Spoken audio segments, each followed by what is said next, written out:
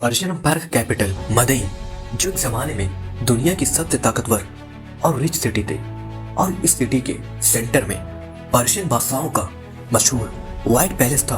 और इसी महल के अंदर पूरी पर्शियन एम्पायर के खजाने पड़े हुए थे।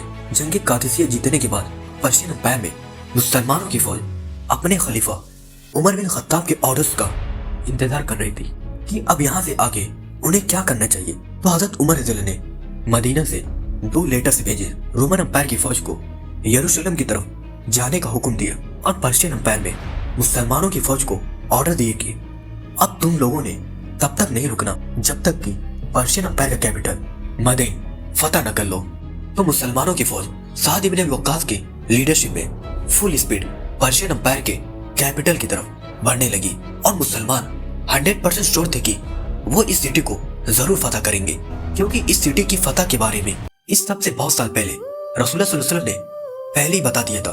जब रसूलुल्लाह सल्लल्लाहु अलैहि वसल्लम मक्का के बहुत जुल्म के बावजूद उन्हें इस्लाम की तरफ बुला रहे थे, लेकिन अब आप सल्लल्लाहु अलैहि वसल्लम के चचा अबू तालिब की वफात के बाद अब उनके लिए मक्का में रहना बहुत ही डेंजरस था।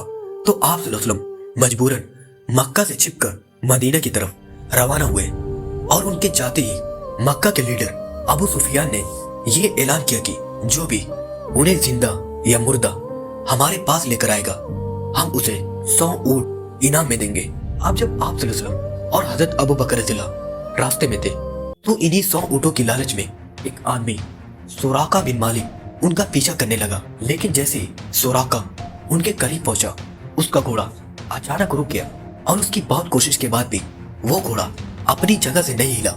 आखिर आप सल्लल्लाहु अलैहि वसल्लम ने उसकी तरफ मुड़ कर देखा और कहा कि सुराका, वो क्या दिन होंगी कि पर्शियन बादशाह के कंगन तुम्हारे हाथों में पहनाए जाएंगे। सुराका ये सुनकर हैरान रह गया कि खुद तो इनके पास कुछ है नहीं और बातें पर्शियन बादशाह के खजानों की कर रहे हैं। लेकिन अब कुछ ही सालों बाद उमर बिन खत्ताब की खिलाफत में मुसलमानों की फौज पर्शियन एम्पायर के इसी कैपिटल की तरफ बहुत तेजी से बढ़ रही थी।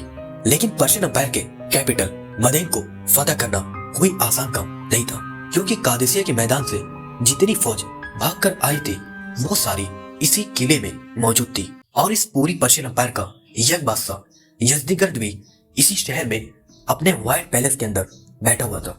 और सबसे बड़ा मसला ये था कि इस सिटी मदीन के सामने फेमस द टाइग्रिस रिवर बह रही थी और पर्शियन फौज ने मुसलमानों के पहुंचने से पहले इस दरिया के ऊपर बने ब्रिज को जला दिया था और सारी कश्तियों को अपने साथ दरिया के उस पार ले गए थे।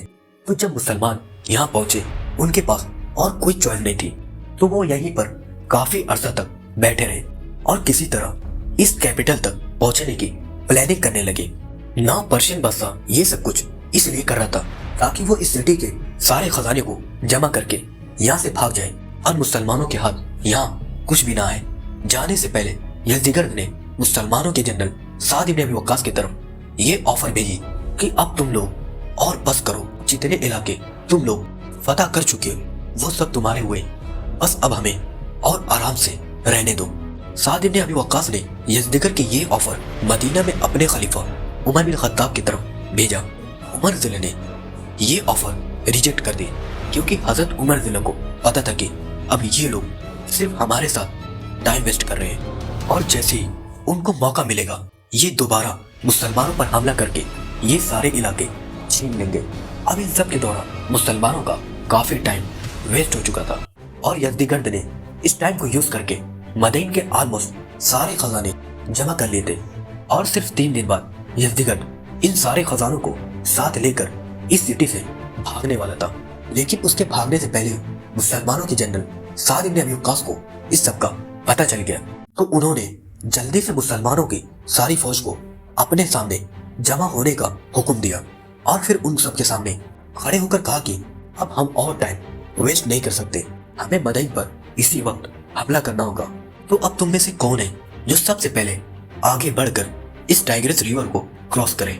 लेकिन कश्तियों के बगैर सिर्फ घोड़ों पर यह रिवर क्रॉस करना बहुत ही मुश्किल काम था, क्योंकि टाइग्रिस रिवर दुनिया की बड़ी रिवर्स में से एक थी और इसकी डेप्थ भी बाकी नॉर्मल रिवर्स से बहुत ज्यादा थी। लेकिन इन सब के बाद भी मुसलमानों की फौज पीछे हटने के लिए तैयार नहीं थी और साद इब्न अबी वक्कास की बात सुनते ही आसिम बिन अमर मुसलमानों की फौज से सामने आए और कहा कि सबसे पहले मैं इस रिवर को क्रॉस करूंगा। और आसिम बिन अमर के साथ 600 और जवान भी इस दरिया में कूदने के लिए तैयार हुए, जिनमें से एक आसिम बिन अमर के भाई काका बिन अमर भी थे। ये 600 आदमी मुसलमानों की फौज से आगे बढ़े और बिल्कुल दरिया के करीब आकर खड़े हुए। ये सारे काफी देर तक इस दरिया को बस देखते रहे, क्योंकि इन सबको पता था कि इस दरिया को क्रॉस करने का चांस बहुत ही कम है और हो सकता है दरिया के उस पार पहुंचने से पहले ये 600 मुसलमान इस दरिया में डूब कर मर जाए। आखिर काफी देर इसी तरह खड़े रहने के बाद आसिम बिन अमर ने अचानक आसमान की तरफ देखा और कहा, कुल्लु नफ्सिन ज़ाइक़तुल मौत, मौत तो हर इंसान को आनी है। और ये कहते सब दरिया में कूद पड़े। मदीन के लोग जिन्होंने अपनी पूरी जिंदगी इसी दरिया के पास गुजारी थी, उन्होंने ऐसा मंजर अपनी पूरी जिंदगी में इससे पहले कभी नहीं देखा था।